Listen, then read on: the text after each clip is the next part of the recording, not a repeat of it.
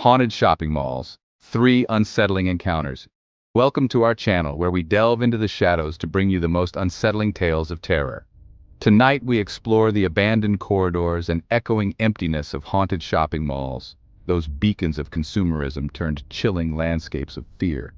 We've gathered 3 unsettling stories that will make you question every creak and groan the next time you're browsing those brightly lit aisles. Turn off the lights and let the echoing silence of these haunted stories draw you in. Imagine, if you will, the cavernous expanse of a deserted shopping mall long after closing time. The cheerful jingles of daytime shoppers are replaced by an unsettling silence. The only sound the distant hum of fluorescent lights illuminating vacant storefronts. It's in this unsettling stillness that a lone security guard, a man named Frank, finds himself on his nightly rounds.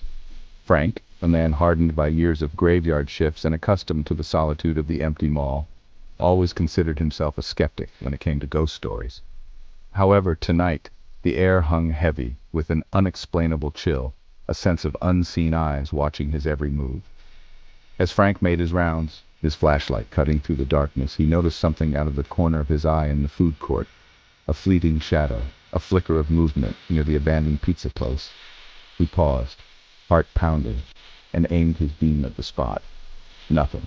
Just your imagination, Frank, he muttered to himself, his voice echoing strangely in the silence. He continued his patrol, the unsettling feeling intensifying with each passing minute.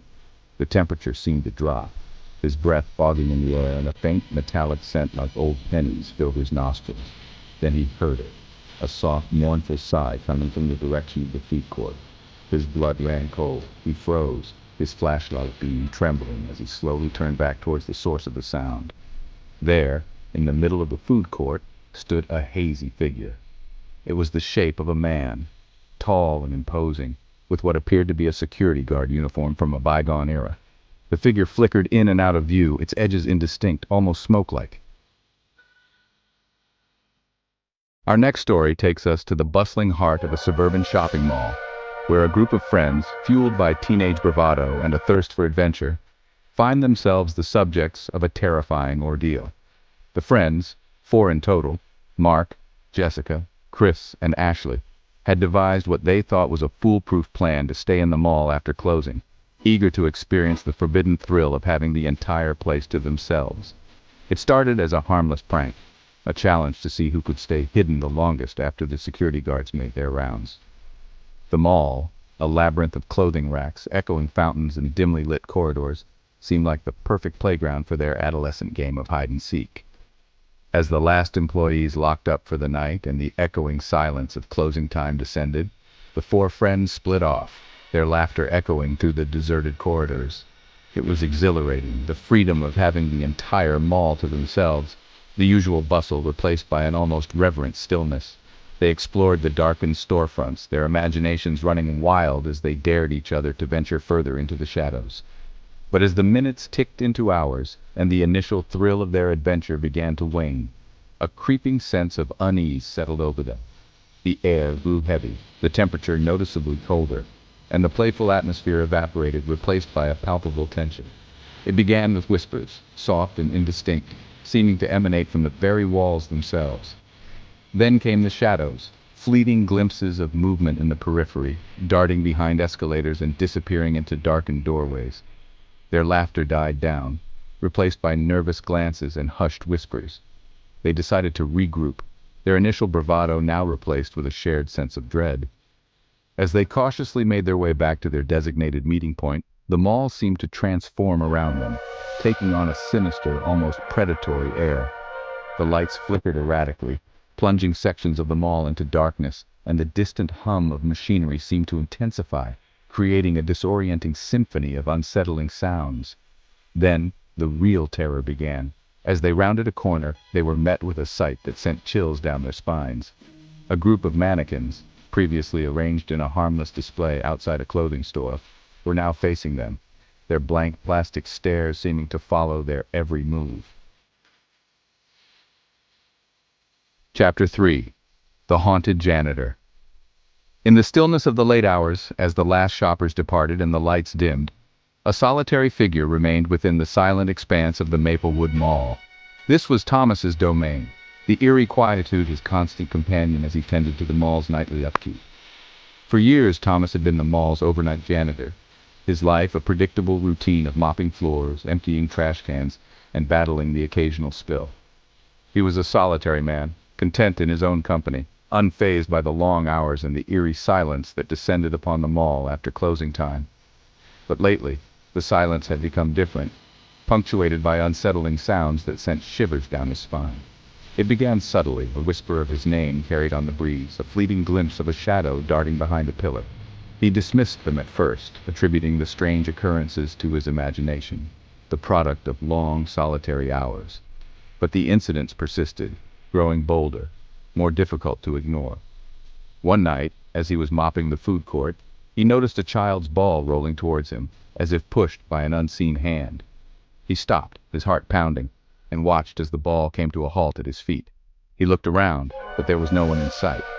Another night, as he was emptying trash cans in the dimly lit back corridor, he heard a blood-curdling scream echoing through the mall. He froze, his blood turning to ice, and listened intently. The scream was followed by an eerie silence, broken only by the pounding of his own heart. He cautiously made his way towards the source of the sound, his hand trembling as he reached for his flashlight. The beam of his flashlight danced across the walls as he slowly inched forward, his heart pounding in his chest. He rounded a corner, expecting to find someone in distress, but was met with only emptiness. The corridor was deserted, the only sound the distant hum of the mall's electrical system. He told himself it was probably just kids messing around. But deep down, a seed of doubt had been planted.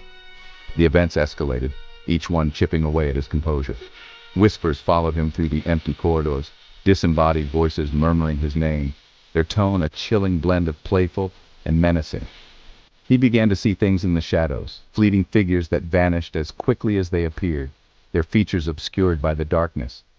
One particularly unnerving night, as he was cleaning the restrooms near the movie theater, he heard a child's laughter echoing from within one of the stalls.